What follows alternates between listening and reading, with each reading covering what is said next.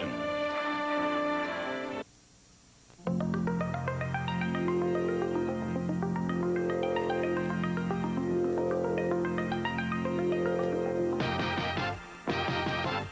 Tonight on the Barbara Walters Special. I was the last of the truly tacky women. That is how I started. That was one of the things I wrote about myself. I decided I was going to play that. And now everyone is so tacky. It's like, what am I going to be? Now I have to be like, I have to be royalty. Dad was the first one to come up to me many years ago. Today, I said, I can't believe I got to share this with you. As I was in an elevator and a woman jumped in and she started screaming, "Oh my God, it's Michael Douglas's father!" You know? Were it not for my Buddhist practice, then what happened to my parents in November would have been inexplicable to me, would have been a tragedy that myself and my family would not have been able to cope with. They've had their ups and downs, but this year finds all three way up at the top. Bette Midler, the divine Miss M. And now the M stands for a movie star and mother. Two smashing roles in 1 year. Michael Douglas, romantic, sexy, driven. What makes him tick? Tonight he leaves no stone unturned. And Patrick Duffy, a year that saw his triumphant return to Dallas, also brought him tragedy. Tonight he speaks of both. Stay with us. The Barbara Walters Special. Brought to you by Ralston Purina Company, makers of Purina pet foods and all the other fine products of Checkerboard Square. And the new Mercury Cougar. We've improved the way it looks, we've improved the way it moves. Mercury, the shape you want to be in.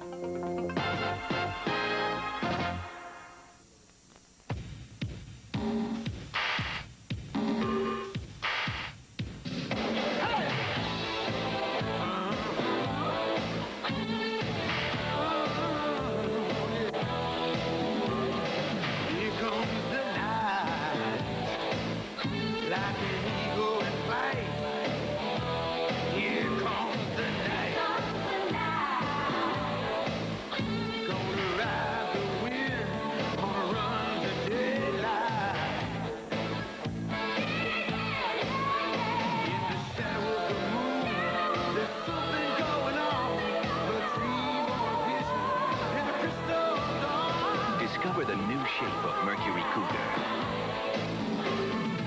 The dream lives on.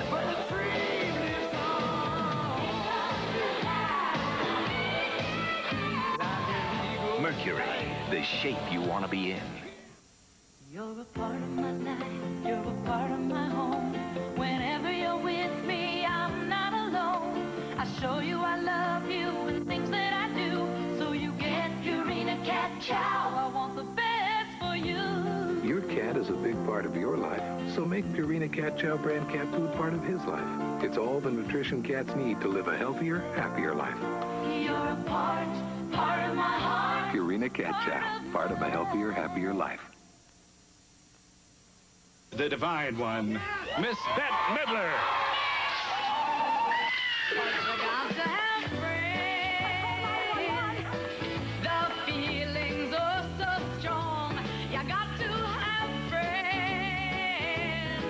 The many faces of Bette Midler. She makes you laugh and she makes you cry. She is brassy and bawdy, but she can be vulnerable and sweet. From wise-cracking tart to extraordinary actress, there is no one quite like Bette Midler. And today she's at the top, a movie star with 3 smash hits in a row. She's come a long way from the insecure little girl that grew up in Hawaii, escaping into fantasy, dreaming of performing, making people laugh. She got her first big break at the Continental Baths, a gay male nightclub in New York. These home movies, taken by a fan, show her performing there in 1971.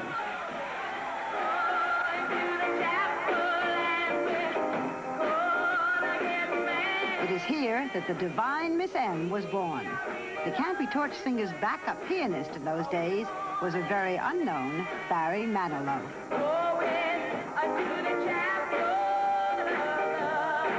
Soon, she went from the Turkish baths to touring around the country and on Broadway. Audiences just couldn't get enough of the many characters she became on stage. Dolores Del Lago, the singing mermaid. Then I rush to your side, like the oncoming tide.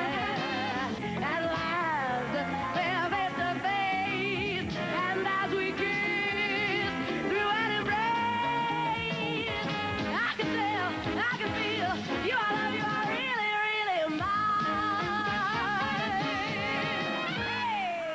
mine. Vicky Edie, the has-been lounge act. It might have been in County Down, or in New York, or in Paris, or in London town. Hey, what difference does it make? No more will I go all around the world, trying to find my world in Y-O-U, hey. And Sophie Tucker. You know, my girlfriend Clementine is a filthy, vulgar old broad, not unlike my own self. She likes to keep me abreast of all the latest in filthy, rotten jokes and filthy, rotten songs. She won Grammys, an Emmy, and a Tony. But there was still another world to conquer, the movies. Oh, it was the first time you ever heard the blues, and you know what I tell them? I tell them the day I was born. And in true Bette Midler fashion, her first time out was breathtaking. She starred in The Rose, the story of a self-destructive rock singer, and she was nominated for an Oscar. But her second movie, Jinxed, was plagued with off-screen fighting, name-calling, and box office disaster. At this time, in the midst of what she described as a nervous breakdown, she met Martin von Hasselberg, a commodities broker and sometime performer by the stage name of Harry Kipper. After a 2-month courtship, they got married. She credits him for encouraging her to go all out for comedy. After 3 years, when no producer would hire her, Disney Studios took a chance, and a very different-looking Bette Midler appeared. In the comedy Down and Out in Beverly Hills, she played a rich, beauty-parlored Beverly Hills wife. She was brilliant, and it was a smash. In her next movie, Ruthless People, she walked away with the biggest laughs. Do I understand this correctly? I'm being marked down? And in this case, she delivers the signature line of the movie. I've been kidnapped by Kmart. Currently, she's starring in Outrageous Fortune with Shelley Long, and the critics are raving about the comedy duo. Every guy I have ever slept with, and we are way into double digits here, has come back for more. Every single one. The box office has matched the critics' enthusiasm. After a long and bumpy road, Bette Midler seems to have it all. This past November, she gave birth to a little girl that the couple named Sophie. They live in a 1920s Spanish-style home that is very different from what you might expect. On stage, Bette's taste runs tacky and trashy, but in her home, her style is calm and tasteful. Here you see the many faces and moods of the offstage Bette Midler. She's a collector and loves things that are bright and colorful. She and her husband enjoy cooking, and the kitchen reflects Bette's sense of whimsy, laughter, and flair. At the time that I visited with her, there was much to celebrate. 1986. What a year for What you. a year. Yeah. I mean, 3 pictures and a baby. Yeah, it's... Yeah, the Divine Miss M, the Emma's movie star, the Emma's mother. I never thought, I would have never, I can't, I'm in a daze. What's it feel like? I don't get it. I don't know what I did. I was the same person 15 years ago that I've been, that I am now. And I don't get it. But I'm happy for it. I mean, I'm totally grateful, and thank you, and all that, but it's bizarre. It is really bizarre. You think the producers are going to wake up and say, just a second, this is the same lady we turned down 4 years ago? I hope they're gnashing their teeth. All the ones Because I was gnashing my, you. that's right, because I was gnashing my teeth for so many years. Oh, why can't I get a job? Why doesn't anyone want me? After Jinx, you had... after AJ, I keep going back to Jinx. You had what you described as a nervous breakdown. Yes. How do you know? Well, it was my version of a nervous breakdown. Well, I couldn't get out of bed, and I cried all the time. I don't think it was a clinical nervous breakdown, but it felt bad to me. It felt as bad as anything that I had ever lived through, and so I use those words to describe it. You're not going to do it again? No, I'm not going to do it again. I'm not going to do it again. I don't think that will ever, ever happen to me again. I don't care what they say about me. It will never happen to me again. How do you know? Because I just know it. Because I don't care anymore. Okay. I got the magic. I found the magic word. I don't care anymore. I decided I was never going to feel, that I was never going to invest it with so much emotion again. And I really haven't, and I've had a much better time since then. I do what they tell me to do. I wear what they tell me to wear.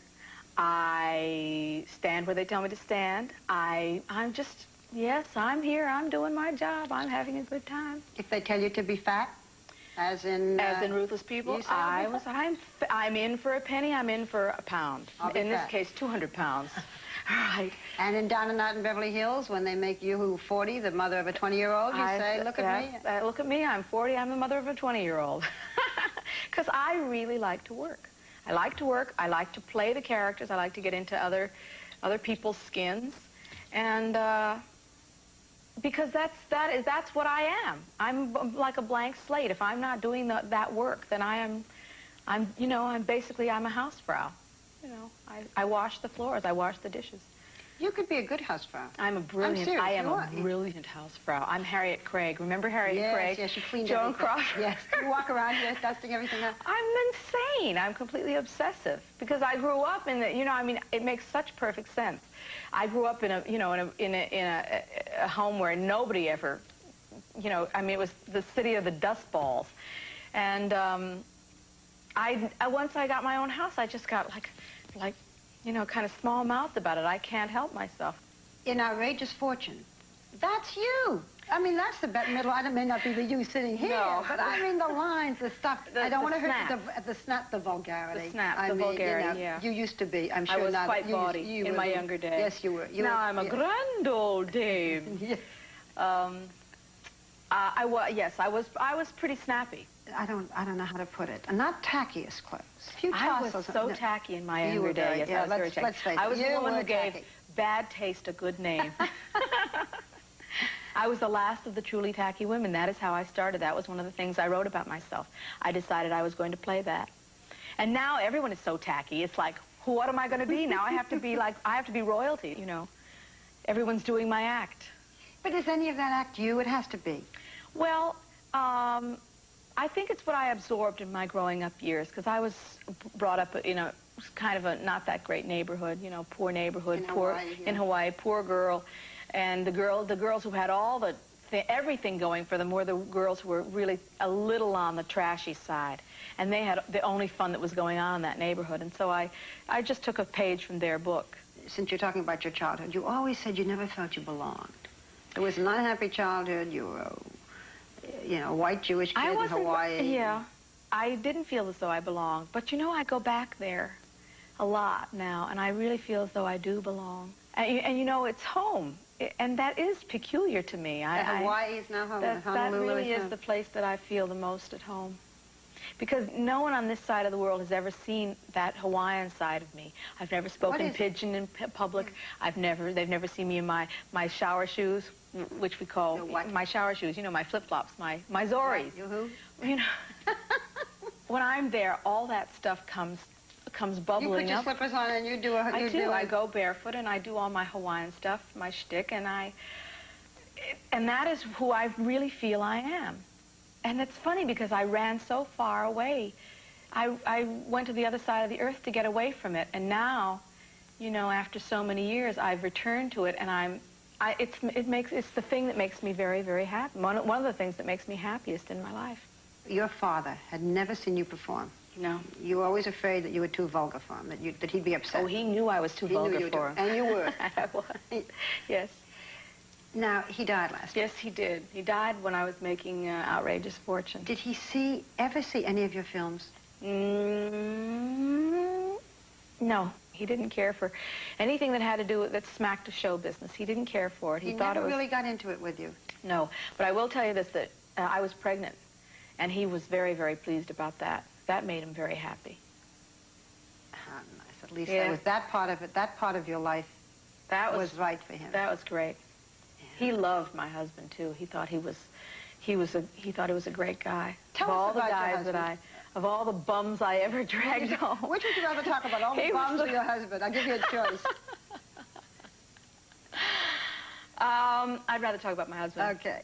How did you meet him? What was he like? Why this man? Well, he asked me. Yes. Others have asked you. No. This really. is the first time anybody ever asked you to marry him? To tell you the truth, yes. You're kidding? Yes. No, I'm not kidding. I'm not kidding. In your whole life, nobody ever asked you? No.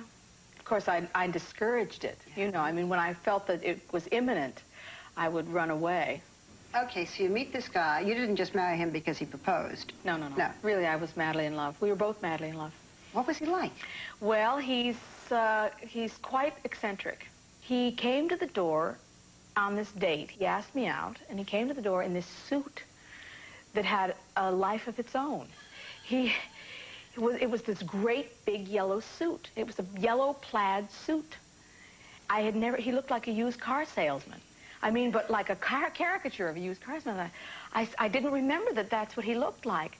And I had to go out in public with this suit. And I didn't know what to do. And finally, I just swallowed it, and I said, I'm gonna go, and I'm gonna have a good time and see what this guy's like. And the next day he called again, and then I went to New York, and he called again, and I said, well, there's something here. There's something here that hasn't been here before, because it started to get very intense. How is he eccentric? Well, he'll shave his head at the drop of a hat. I see.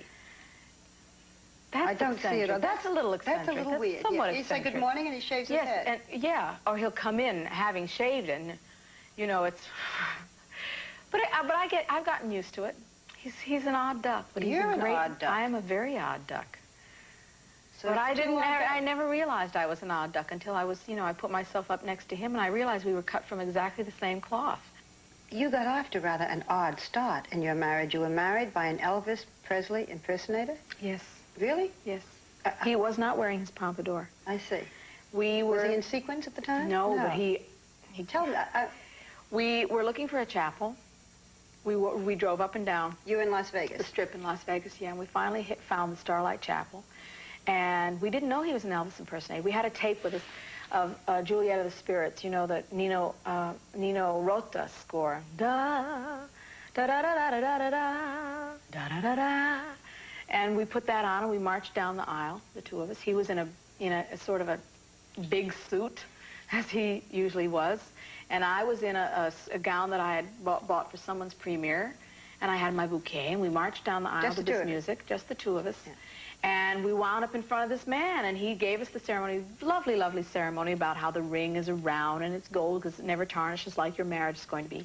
And at the end of the ceremony, which was very lovely, he said, you know, he wanted me to know that he was the foremost Elvis impersonator in town, and that he made records, and this was his single. He gave me his single on the way out the door. Did he do any of it for you? No, he didn't do any of it. Well, but I kept the single.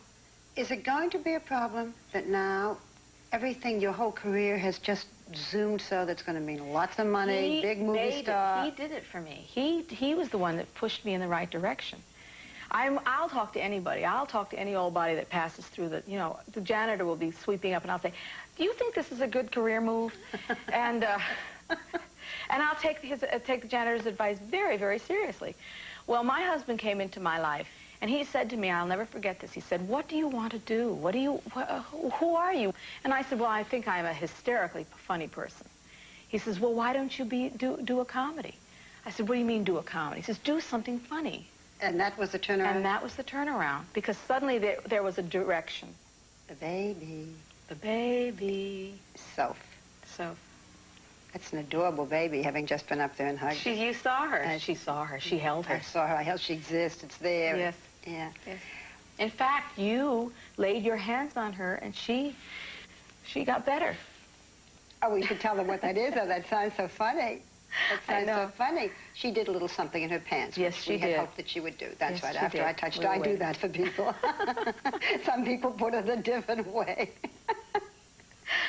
Anyway. What's it like for you? I'm having the best time. Can you believe it? I can't believe that she's mine, that she came out of me. I'm flabbergasted. And she smiles like your sister. She smiles. When she smiles, I'm telling you, the whole world smiles. She just lights up a room. It's just brilliant. Brilliant. How are you going to bring this baby up? Very traditionally. No TV. You, Bette Midler, with no TV? No TV. Traditionally, I mean like before TV. Lots of books, music lessons, lots of exposure to the classics. Good luck. Classical education. I want to come back in 10 years. I know. She'll probably be a punk rocker. She'll have a pin in her nose. She'll have green hair. I don't know. I'm hoping for the best. Do you sing to Sophie? I sing to her all the time. What do you sing? I sing Going to a Hooky Low. Oh, we're going to a hooky low. And then I make little hula gestures. So she likes that.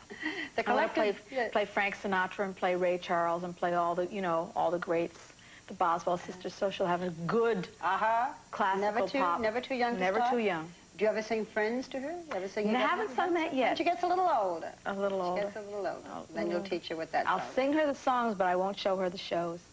I don't think. Not for a long time.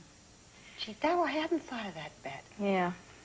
What would it be like when she says, that's you? I don't want that to happen. I don't ever want her to say, that's you. I don't want that to happen. So I don't want her to say, that's my mom. That's what you did? I'm sure when she's 7 or 8 or 9 or something, I'm sure she'll be very down her nose about the whole thing. You know how they get. Or maybe that's when they're 13 or 15. 13 or 14. Oh, mother. That's it. Yeah.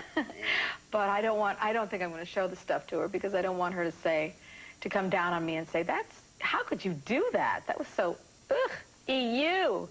You know, that kind of thing. I'd like you to finish a sentence for me. Bette Midler is... rich. Nah, not really. But better than I used to be. Bette Midler is bookish,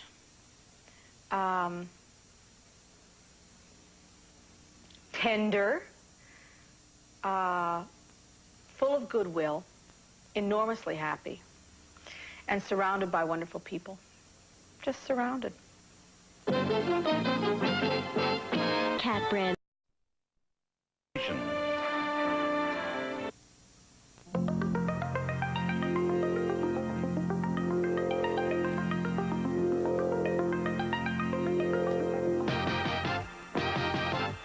Tonight on the Barbara Walters Special. I was the last of the truly tacky women. That is how I started. That was one of the things I wrote about myself. I decided I was going to play that. And now everyone is so tacky. It's like, what am I going to be? Now I have to be like, I have to be royalty. Dad was the first one to come up to me many years ago. I said, I can't believe I got to share this with you. As I was in an elevator and a woman jumped in and she started screaming, oh my God, it's Michael Douglas's father. You know? Were it not for my Buddhist practice, then what happened to my parents in November would have been inexplicable to me, would have been a tragedy that myself and my family would not have been able to cope with. They've had their ups and downs, but this year finds all three way up at the top. Bette Midler, the divine Miss M. And now the M stands for a movie star and mother. 2 smashing roles in 1 year.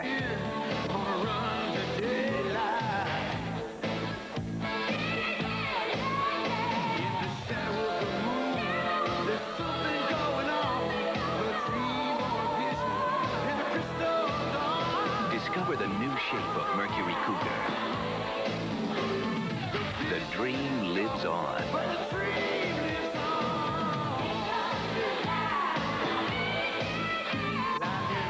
Mercury, the shape you want to be in.